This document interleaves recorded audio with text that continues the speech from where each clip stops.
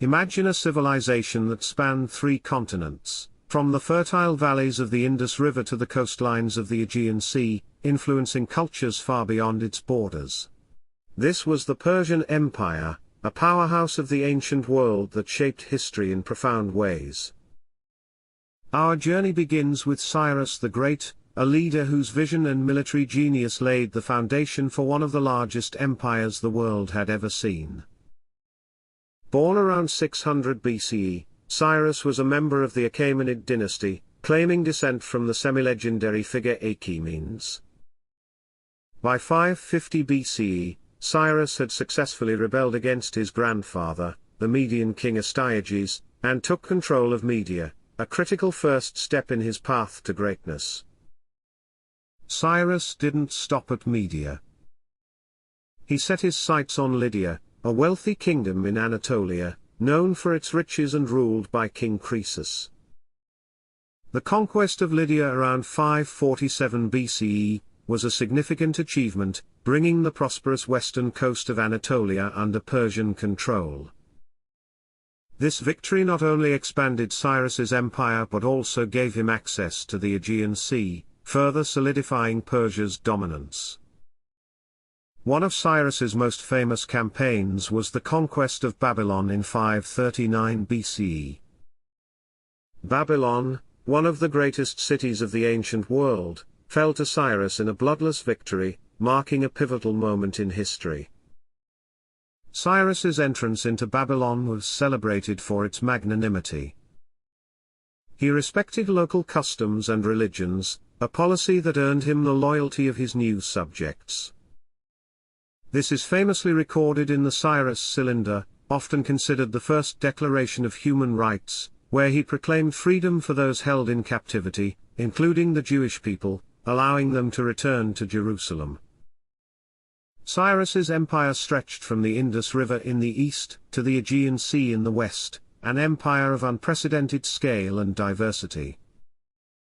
His policies of tolerance and efficient governance set a precedent that would influence future empires, making him not just a conqueror, but a statesman admired through the ages. After Cyrus's death in 530 BCE, his son Cambyses too inherited the throne. Cambyses continued his father's expansionist policies, most notably conquering Egypt in 525 BCE. The conquest of Egypt was a significant milestone, bringing one of the oldest and most sophisticated civilizations under Persian rule. However, Cambyses's reign was also marked by reports of cruelty and mental instability, casting a shadow over his achievements.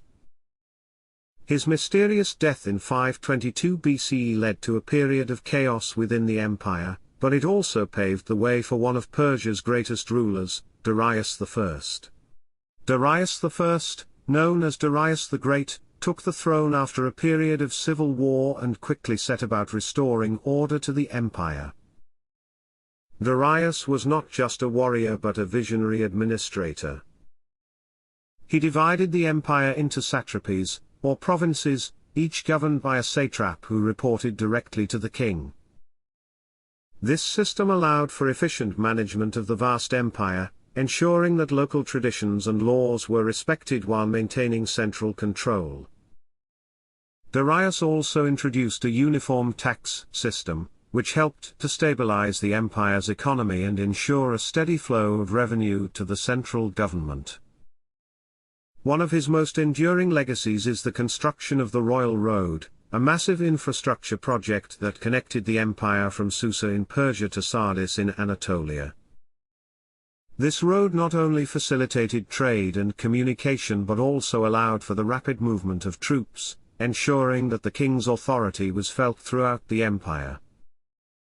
Darius's reign was also marked by his ambitious campaigns of expansion. He pushed the empire's borders eastward into the Indus Valley, and westward into Europe, where he encountered the fiercely independent Greek city-states. Darius's attempt to subdue Greece ended in the famous Battle of Marathon in 490 BCE, where the Persians were defeated by a smaller but highly motivated Athenian force. This battle was a turning point, marking the beginning of the long and bitter Greco-Persian Wars. Xerxes I, Darius's son, inherited the throne in 486 BCE and sought to avenge his father's defeat.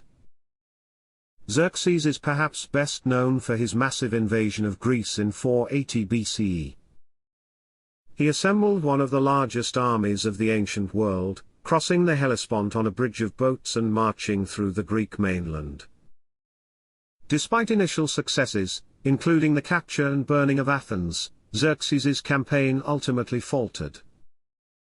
The decisive naval battle at Salamis saw his fleet destroyed by the outnumbered Greek forces, and the following year, his army was decisively beaten at the Battle of Plataea. These defeats marked the beginning of the decline of the Achaemenid Empire, as the Greeks began to see themselves as equals to the mighty Persians. Even as the empire faced external challenges, internal issues began to strain the Achaemenid rulers. Successive kings, including Artaxerxes I and Darius II, struggled to maintain the unity of the empire. Satraps grew increasingly powerful and independent, and court intrigues further weakened the central authority. Despite these issues, the empire remained a significant power, maintaining its vast territories through a combination of military strength and diplomatic alliances. However, by the 4th century BCE, a new threat emerged from the west in the form of Alexander the Great of Macedonia. In 334 BCE, Alexander launched his campaign against the Persian Empire, a campaign that would ultimately lead to its downfall. The young Macedonian king, inspired by stories of the great Persian kings, sought not only to conquer but also to emulate them.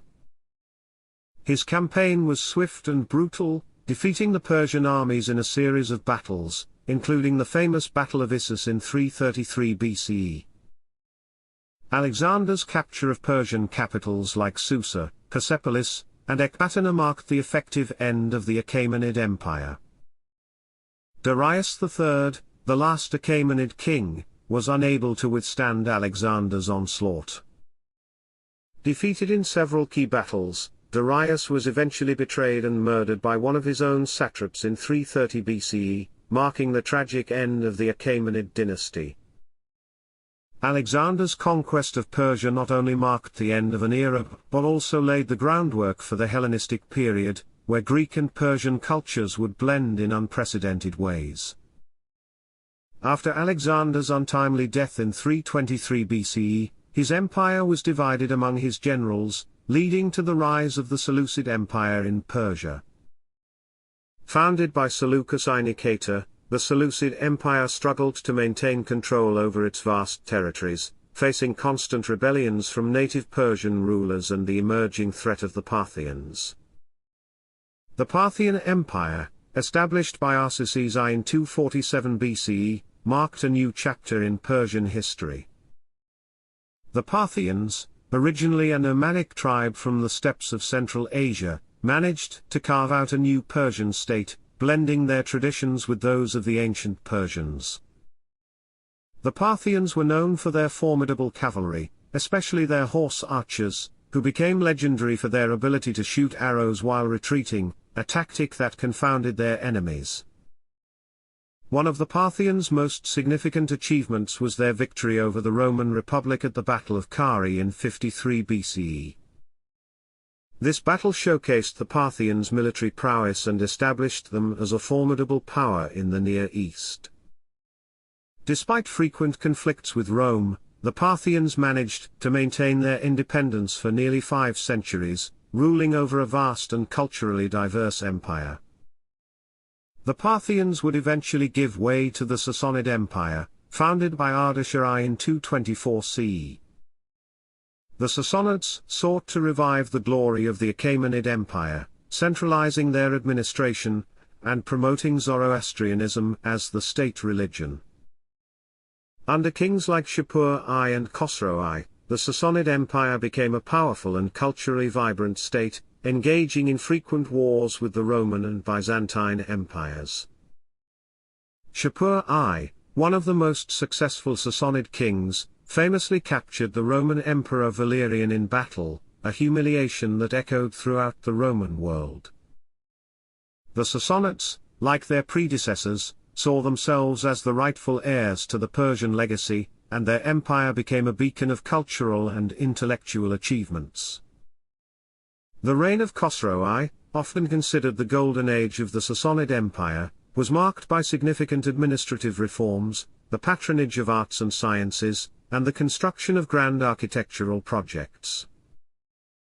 However, the Sassanid Empire, like those before it, began to decline in the 6th and 7th centuries. Continuous wars with the Byzantine Empire drained resources and weakened the state, while internal strife and economic difficulties further destabilized the empire. The final blow came with the rise of Islam. In 633 CE, Arab Muslim forces began their invasion of Persia, and within a few short years, they had overthrown the Sassanid dynasty. The decisive Battle of Al-Qadisiyah in 636 CE marked the end of Sassanid resistance, and in 651 CE, the last Sassanid king, Yazdegerd III, was killed, bringing an end to the ancient Persian empires. But the fall of the Sassanid Empire was not the end of Persian culture. Instead, it marked a new chapter in which Persian traditions, language, and culture would continue to influence the Islamic world and beyond. The Persian empires left a lasting legacy on world history, from their pioneering administrative systems and monumental architecture to their contributions to art, literature, and religion. Today, the influence of the Persian empires is still felt in modern Iran and across the Middle East. Persian concepts of kingship, governance, and cultural achievement continue to shape the region's identity. The history of the Persian empires is not just a tale of conquest and empire building, it's a story of resilience, cultural synthesis, and the enduring power of one of the world's greatest civilizations.